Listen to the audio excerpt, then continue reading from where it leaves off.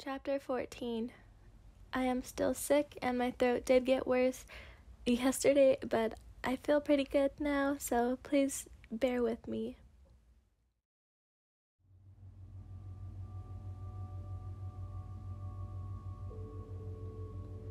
What's your favorite fruit? Green.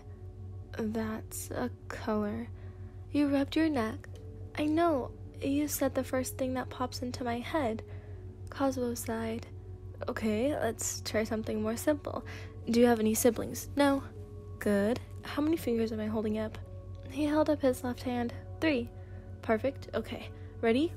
He leaned in and you did the same, mirroring his excitement. This was starting to get fun.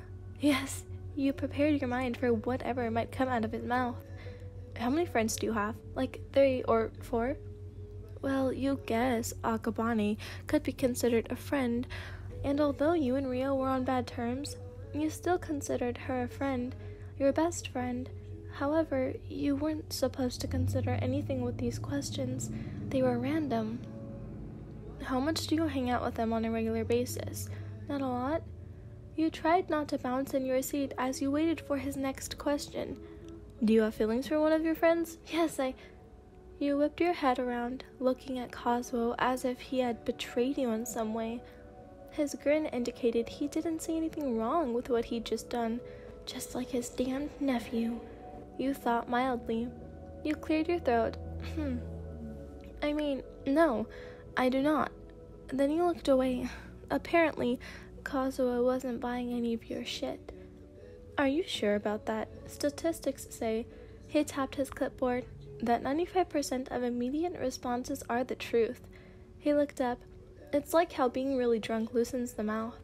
Clearly, that response was in the 5th percentile.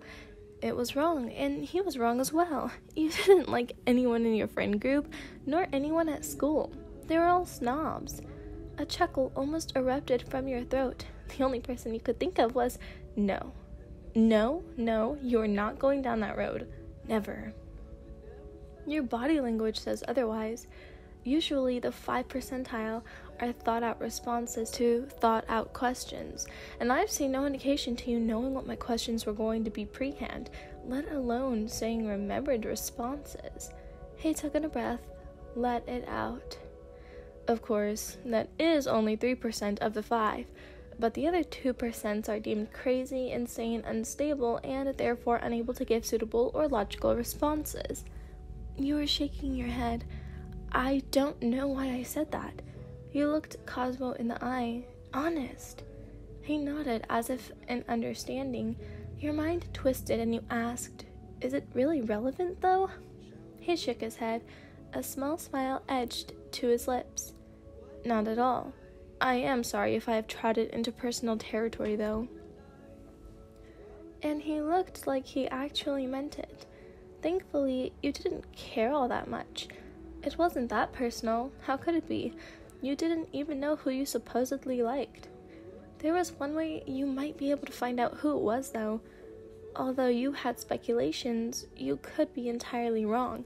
You wanted to be wrong, but your gut. Ask me who it is. Your face hardened and you looked determined. Cosmo seemed as if he was going to ask if you were sure, that now that you knew the question, you might say whoever you were thinking of, but instead he said, another time. Your eyebrows knitted together. He must have seen because he said, when you least expect it. You nodded, fine with his answer. It did make more sense as well, but you didn't say anything.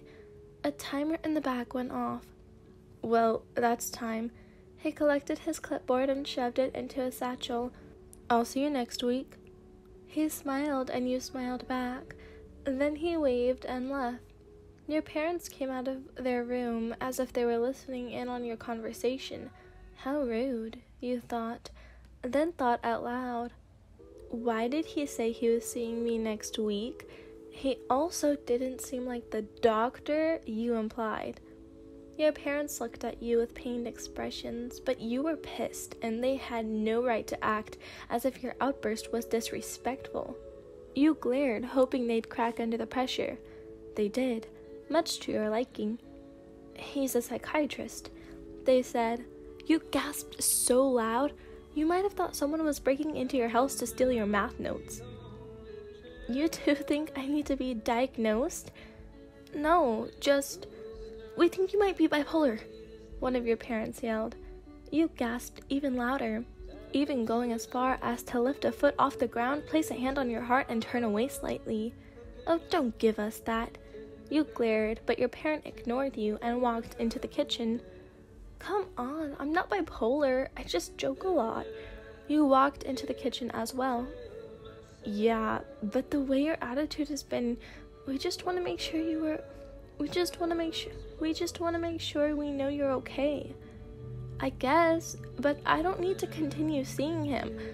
Although now that you said it out loud, maybe you could glean Kazuo for information about Akabane.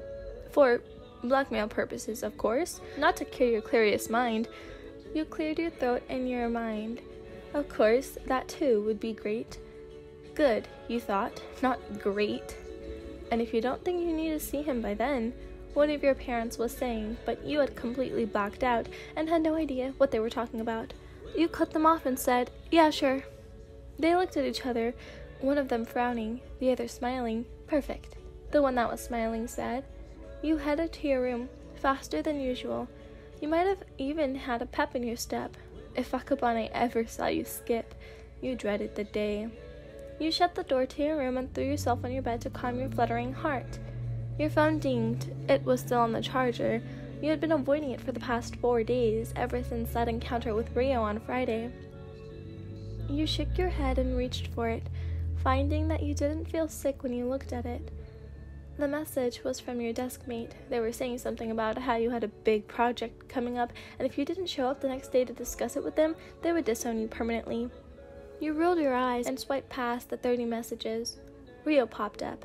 It was a single bubble, and all it said was, "Can we talk?" You stared at the screen for a long time, heaving a breath of something that sounded a lot like relief.